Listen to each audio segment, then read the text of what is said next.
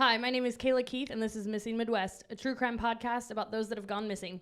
Today's story is about a girl who called her fiancé and was kidnapped while on the phone with him. He tried to save her, but couldn't. This is Missing Midwest, and someone knows something.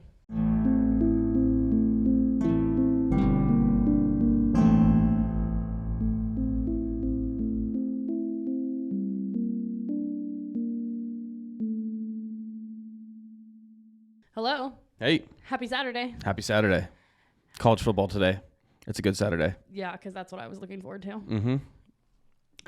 Any announcements today? We do, because... I do have a few, actually. I'll let you do it because, yep. What one? Oh, yeah. Okay. The big one. 2 days from now. 2 days. 2 days is the very first Murdered Monday. Yes. Murdered Midwest is dropping on Monday. You will be able to subscribe on Sunday on the 1st. On October 1st, subscriptions open up. $10 subscriptions. It is. It's $10, and I looked into it, and I finally figured it out. Okay, so you subscribe for $10 a month, and every week an extra episode will drop in your feed. That will be the Murdered Midwest one. When you sign up, the only information we get is your name and your email. So we will email you like a welcome thing, and then I'm going to include probably a phone background. Nice. I draw. Nice. I like to draw, and so I draw phone background. So I'll probably send a phone background or two as a little thank you. Let me pause that real quick. You draw. You are the most talented human being I've ever met in my life. You do all things artistic. That was sweet. Thank so, you. Phone backgrounds today could be new design shirts Okay, tomorrow. Well, when you subscribe to Murdered Midwest, you're going to get a phone background. Okay. And your email. And if you so choose to respond back to the email with your address, we will send you something in the mail, like a sticker or something. Stickers are coming. You do not, it does not give us your address, which is great for true crime. Don't give your address to people. Facts. I'm a stranger danger. You don't know me. I mean, I promise I won't use your address for anything other than sending you a sticker, but you never know. You have to be careful. So if you feel comfortable and you want a sticker, just respond to that email with your address and we'll get you one. Also, if you order one of our shirts off of our merch store, you get a sticker. Yes, merch store is open. I'm ready for my t-shirt to get here. It's long sleeve, perfect for fall, and it has a corn stalk on the sleeve, which is so great. I love the Midwest. We were pretty hyped about the merch. It looks good. Yeah. Anything else? Oh, the class. We're doing our podcast class. November 3rd. Sign up for that. We'll post links to that. You can sign up. It's here in Kokomo. Again, if you're in Kokomo and you have been thinking maybe someday I want to do a podcast, look into this class. You will literally get all information you could possibly need. I wish we would have had something like this before we got started. Yeah, that would have made it huge easier. asset. Huge asset. Plus, just being here across America is the best. It's the best. Yeah, it's such a good environment. Yeah, we love it here. But yeah, it'll be a lot of good information, so make sure you do that. Free lunch. Enough said. Yeah. Okay. Anything else? Life updates? Any life updates? Yeah. My boys had a football game the other night, and they took control. Basically, they did really good. Truman's, it's flag football, and yeah. they're 5 and 7, so I mean it's not. It was the entire world. It was Johnny. their entire world. Yeah, they were in for it. They were pulling flags, scoring touchdowns, throwing touchdown passes. It was like, come on now, rename the field. They were here. Very proud dad. If you can't tell. Anything else? Life updates? I have nothing. It's been pretty boring. School, work. Well, we're exciting people. Okay. Well, are you ready for today's episode? I'm ready. I have my Coke with no ice here. Does anybody else not drink ice? Because I get the weirdest looks about it, and it's honestly annoying because it's so much better to not have ice in your Coke. Cody always asks the person that's serving his drink if he should have ice or not. Isn't that right, Cody? Cody, every time he orders a drink, he goes up and he says, just make me whatever. Well, that's reckless. I don't It like is that, reckless. But They go, do you like raspberry? And he says, yes. And they just make him a raspberry thing. I want the same thing every time. They say, do you want hot or cold? And he says, you pick. No. I watched him do that. It's a weird thing, I Cody. like it. It's a quirk. It's a quirk that Cody has. I've been told I have a few quirks before. Facts. All right. Tell me about this case. Okay, so today we're going to Clinton, Missouri. Okay. We're going to talk about Angela Hammond. Angela, she was known as Angie by her friends and family. She was born on February 9th, 1971 to Marcia and Chris in Kansas City, Missouri. Pretty soon after she was born, they moved to Clinton, Missouri, had a second child. So Angie was now a big sister. She was 20 years old when she went missing, which was on April 4th, 1991 in Clinton, Missouri. 4 feet tall, 11 inches, weighed like 130 pounds, brown hair, brown eyes. She was super pretty. I'll post a picture of her.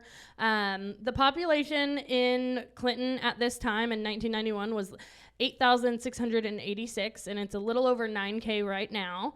Fun fact about Clinton, Missouri. It's located on Truman Lake. We have our son's name is Truman, and I was like, that's so fun. Truman Lake. This town sounds kind of cool.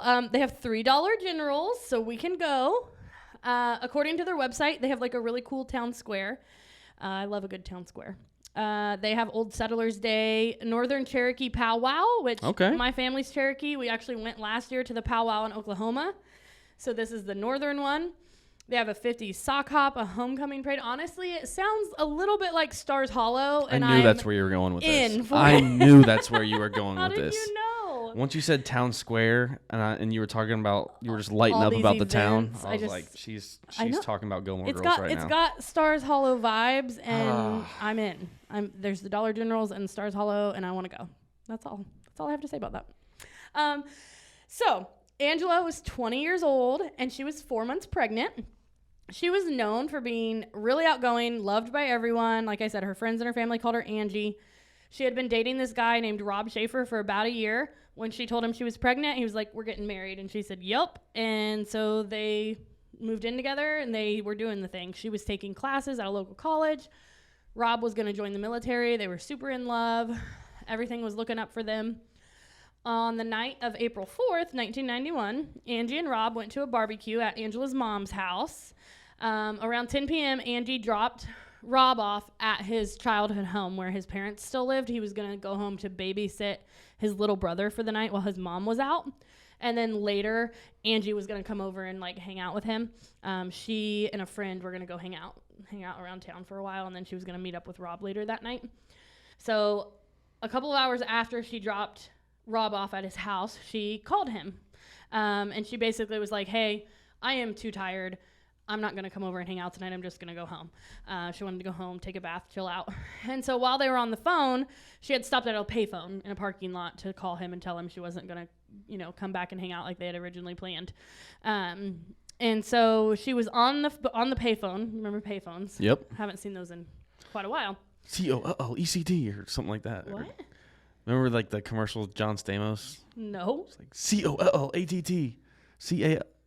Are you trying to spell collect? I don't really remember what they were saying. Was it collect or call? I don't remember. You don't remember these commercials? No. COLL8. Remember the guy who would call and he would say, "We had a baby, it's a boy." No, like, you've ruined this. No, it was a podcast. thing with payphones. You could use it. People that are listening, they know what I'm talking about. The famous commercial where the guy calls collect and he doesn't want to pay for the call. So the guy says, "You have a call coming from We Had Baby, It's a Boy." I have no idea what you're talking about. People Stop talking. know. Please comment and tell me that I'm not talking. crazy. I'm not making this up. Anyway, so this payphone was like not. We Had a Baby, It's a Boy. Oh my gosh. It was a great commercial. Are you done? I'm done. You got to talk about Gilmore Girls. I got to talk about quality advertising. Don't talk anymore. All right. So this payphone was like 7 blocks away from Rob's house. Not very far. It was in like a shopping center parking lot. It was well lit. Not a bad area of town. Pretty much in the center of town, actually. So while they're talking, they were on the phone for like 30 minutes just chatting because, hey, they don't have cell phones, so she's probably not going to get to talk to him the rest of the night. Angie mentioned that there was this green truck that had been like circling around the parking lot. Red flag. Circling around. Rob, him and her, they didn't seem too concerned about it until it pulled up next to her, in which Angie said, now this car is beside me. And she's like telling Rob what's happening. And so this man gets out and he walks into the payphone beside her. It's like, okay, he's using the phone. Yeah, so I'm sure they probably both relaxed a little bit. Then he got back into his truck, and Angie's relaying all of this to Rob on the phone. And he gets a flashlight out, and he's like looking around, like rifling through his truck with this flashlight, like clearly looking for something. Rob told Angie, like, ask him if he needs to use the phone because maybe the other one next to you was broken and he needs to use the phone. Absolutely do not freaking open the door to your thing. So she's like, so Rob heard her say, hey, like, do you need to use the phone? And he said, no, I'll just wait until later. So Rob told her, like, you know, maybe he needs to use your phone. Maybe the other phone was broken. Like, ask him. And so she kind of like, you know, shouts over to him like, hey, do you need to use the phone? And he said no. He was just going to wait and use it in a little bit. And she's like, okay. So Rob and her like continued to talk for a few seconds. And then all of a sudden he just heard her like blood curdling screaming. She's just like screaming. I honestly cannot even imagine being on the phone with somebody and hearing that. That's terrifying. That's terrifying. Like, not a fan someone of you this. love on the phone and you hear them scream, and the helplessness that you would feel. That's unbearable. So Rob said the only thing that went through his mind was to find out what the hell was going on. And he said he didn't even hang up the phone, dropped the phone, and jumped in his truck and left because it's only 7 blocks away. And he knew exactly where she was. And so he said he booked it out of there. And so he, and as he's on his way, no doubt, probably speeding, going the 7 blocks over there, he sees a green truck coming toward him. And as he passes the green truck, he hears Angie yelling, Robbie. Like he can hear her yelling from that truck. So he throws it in reverse, turns around, and he starts following this green truck. And he can hear her screaming for him, like as he's following her. When he threw his car in reverse, it dropped his transmission. No. Yeah. And so he made it another 2 miles following this truck. The truck went to turn right, and when he went to make the turn, his truck died. Transmission. No. Yeah. He got out and ran, and so he said he ran for a second, and he said, as it started dying, as I was making my right turn, all I saw were his brake lights and dust. Like, woof. Yeah. I cannot imagine that scenario. No cell phone, just knowing she's in there. Puke. I can't imagine. Rob flagged down a car that was passing and had that car drive him straight to the Clinton Police Department, where he told them what happened, gave them the description of the guy and the truck, because Angie had told him it was a man and he had a beard, and that it was a green truck. Well, when Rob was driving, he got a better look at the truck. He followed it for 2 miles. It was a 2-toned green Ford pickup truck with this like mural of a fish on the back, and the back window, like the entire back window, was a picture of like a bass fish like jumping out of the water. It was like one of those like mural. So this is like a noticeable things. truck. Yeah, like you can find this truck. Yeah. And he said he was only able to make out like 1 or 2 letters of the license plate, and it was like an X and a Y. So like that was the information that Rob was able to give police, which was pretty specific. So obviously this whole thing rocked the little tiny town. Everybody searched, the citizens, the police, they found nothing. The best lead they had was that truck, obviously. Rob said, like I said, it was the 2-ton truck with the fish jumping out of the water, which is pretty freaking specific. Yeah. You would think that'd be easy to find. The police contacted the Missouri State Highway Patrol and searched all registered vehicles, and they got 1,600 possibilities. And they went through each and every single one of them and checked the color of the truck and the mural on the window, and there was not one match. What? I just don't buy it. I don't buy that there wasn't a match. The only thing I thought about with that was like, and I didn't look at Clinton on a map, but like how close is Clinton to, like, is it in the middle of the state? Or is it on the, like, could it have been a truck from another state, like, easily? Like, did we search the next state? Cody's on it. Cody comes in today. He's like, I got this screen, so if you need a map, I can pull it up. I and know. It's like, I'm so glad we needed a map during smiling. this case, He's pumped actually. about this. So my thing, if Clinton was on, like, the border of the state, did we search the other states or just the Missouri ones? Like, you know what I mean? Oh, yeah, Cody, talk to me. He's got a map up that I can see. This is amazing. That's Michigan right there, though. We need Missouri. So it's MZ is there you go. He's on it. Yeah, dog. So, but there was no matches out of the 1,600 possibilities. But like I said, that was with the Missouri State Highway Patrol. My thing is, like, isn't Kansas? Because I feel like it was southern Missouri. I read that. So is Kansas underneath? I can't remember. We'll look at the map in a second. I'm not going to hold you to any of your geographical. My geography is amazing. No, your northeast, ask me south, anything. and west is amazing. Your, like, knowing where states are is not. Okay, so it's not on. It's on the west side of Missouri. But it's close. But it's one county away from the border. Yeah. So don't tell me that what state is that next to it then? I don't even see. I also get a D in geography. So. West of Missouri. If you're listening, trivia question. Gosh, which dang it. state Are you is gonna be directly right about Kansas? west of Missouri? I'm gonna be upset if it's Kansas. I thought it was south, but anyway. No, it's Oklahoma, right? No. Oh no. Oklahoma's Oh no, guys! I teach math, and Kayla does the art. the art. The art. So, forgiveness required here. There's people in their car right now. I was right, Oklahoma. I thought you said Kansas. She said Kansas. You were right about Kansas. So Kansas is directly west of Missouri. Okay. Okay. I mean, real Wow. close. If you're in your car right now and you answered Kansas, I'm happy for you. We were right. Isn't that a great feeling? You were right. I was right. All right. But did we check the Kansas cars? Because it's literally one county away from the border, and it only said that they checked the Missouri cars, and so I just feel like, you know. And here's my also, thing too. I'm not gonna say that. If I was going to kidnap somebody, if I had bad intentions toward another human being, one of the things that I would consider would be crossing state lines to commit my crime, because For I sure. just think it really, Definitely. confuses things. And so, especially being right there close to the state line, I would have definitely checked the Kansas registration for cars. I don't know if they did. I have to imagine they did. I mean, we're not police officers, and here we are thinking this is obvious. I just never read about it. Yeah, well, and like to me, like the green truck, not a lot of green trucks. I just feel like, I mean, like you said, 1,600. Two-tone green trunk with Cody's a got fish. a picture of us. He's got a picture of the truck on the screen. I'm Cody's so a legend. impressed. So I'll have to post all of these. I'm just saying, like, somebody knows somebody that has this. You'd have to. Like, stop what you're doing and think, have you ever seen a green truck with a fish on the back? Somebody has to know. I mean, back in 1991. And that's what the police did. They reached out. Well, 1991, you have to think how limited the social media. means I of get social media that. are. I So, get but that, but so, but like even now, like 1991, like our parents could, like if we showed a truck that your dad I could remember, ask like my dad right now. Like, have you ever seen this truck? Have And you you'd be ever like, seen no.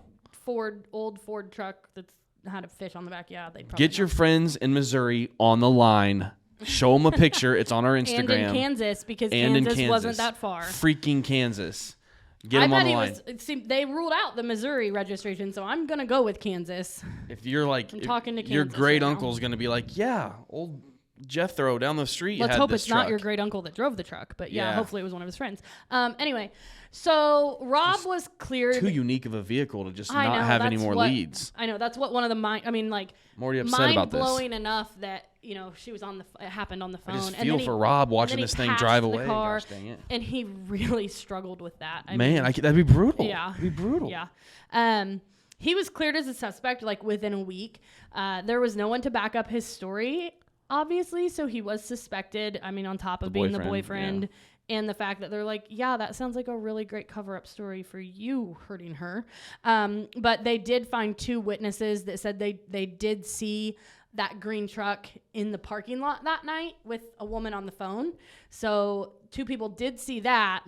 And they did go find Rob's truck exactly where he said it died, and it did. The transmission was the problem, and he willingly took and passed a polygraph test. So Angie's mom and dad said they absolutely never suspected him at all. They had known him like pretty much his whole life. Never doubted him for a minute. So pretty soon after her disappearance, police connected Angie's abduction to two other abductions that had happened within 100 miles of Clinton. Here we go. So one happened Let me guess. You ready? I'm going to guess. One happened in Kansas. They happened in Missouri. Oh, they all happened in Missouri? Yeah. Gosh dang it. All right, never mind. Sorry, I got excited. Yeah. Go ahead. Okay. Forgive me. So one had happened 3 months earlier in Mack Creek, Missouri. It was on January 19th. There was a 42-year-old lady named Trudy Darby who was working alone at a convenience store. She called her son to tell him that there was this creep of a man who was hanging around outside. And so she didn't want to be there alone, and she was getting ready to close the store. And so she asked her son if he would come over and close with her. He hurried over there, but he found it completely empty. Not even 10 minutes after she had called him, she was completely gone. Her coat and her purse, everything was still there. They found her body 2 days later on a riverbank about 10 miles from the convenience store, and she had been shot in the head twice. Yikes. Sidebar. I hate that there are actual human beings on this earth that think they have like, I don't know, like the authority or the right to just like take another human life like that. Yeah. Like he was just standing outside and saw another human being and just casually was like, yeah, like I'm going to do this. Like unbelievable. And then discarded her like on a like garbage on a riverbank. Like these people deserve nothing but like the absolute worst death ever. Makes me sad. It makes me mad. that shows our difference. Like it makes you have, I mean, it makes me sad too, but just like, wow, so angry. It's infuriating that we have to live among like horrible people that way. Anyway, that's like the main feeling. Sorry. That's the main feeling I had when I read that story. Just like, she's just doing her job. And this guy was just standing outside a gas station thinking that's what he wanted to do with his time. Like get a job. Anyway, so a month after Trudy was abducted and killed, Cheryl Ann Kinney was reported missing in Nevada, Missouri, which was about 70 miles from where Trudy went missing. This was on February 28th. She also went missing from a convenience store that she was working in, and she has never been seen since. So eventually there were these two half-brothers, a 15-year-old and a 17-year-old. They were arrested for Trudy's murder. Cheryl Ann Kinney's disappearance is still unsolved. Police believe that there was a serial killer on the loose in the west central Missouri area in this time because there was a lot of missing women that happened. But this was in the middle. There's like the I-70 killer. The Springfield 3 went missing. Jeez. You also got Larry Dwayne Hall roaming around during this time. Gee whiz. Just not safe in the Midwest. No, it was a scary time apparently in Missouri and the Midwest in that time. Listen up. If you're a small business owner like myself, you understand the value of time. There is always something to be done, and it's up to you to do it. Your business is your baby, and you rarely can trust others with it. But what if I told you that I had somebody that you can trust, someone that can save you time and help your business grow? I do. With Bo Digital, you have access to an entire team that will be there for you with marketing and advertising. It doesn't matter what the size of your budget or your business is. Bo can help you take the stress of marketing off your plate and free up your time to do more of the things you love to do with your business. Bo is a marketing company and a business partner, but my favorite thing about them is that they have become true friends. You can find out more about them and what they offer at bodigital.com. Take it from me and put a bow on it. So on the 30th anniversary of Angie's disappearance in 2021, police provided new details in her case. They were, and currently still are, as far as I can see, working on a theory that Angie's case was a case of mistaken identity. This is kind of wild here and, like, honestly, a very probable, I guess, theory. So apparently there was this man who had been involved in some illegal, not so savory activities in Clinton, and he ended up acting as an informant for the police. And so there were some people, obviously, that weren't happy about this. And the police reported that this was like a significant drug ring and that any disruption to it probably like caused a significant drop in this drug business. Like it disrupted it greatly. And so this man received a letter in the mail that was postmarked April 4th, 1991. And Angie went missing that night. Right. His daughter's name was Angie. And the note threatened his daughter's life. And so police believe that these bad people that were mad at him for helping the police mistook Angie Hammond for his daughter, Angie. There was a decent similarity according to police. I could not find a picture of the other Angela, but police said it was a significant similarity.